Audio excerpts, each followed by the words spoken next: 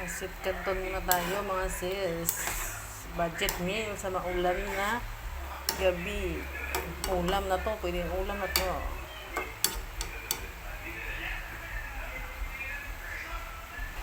Nalo ko ng konting repolyo na natira sa rep. Lahluin. Gusto ko masabaw eh. Kung mapapansin nyo, mahilig talaga ako sa pansit. Diba? Tsaka madali lang kasi itong lutuin. May malaking karne para sa anak kong maarte na hindi kumakain ng pansit. Diba? Para-paraan lang yan. Budget meal na ulam. Takpan natin konti. Tara! O, diba?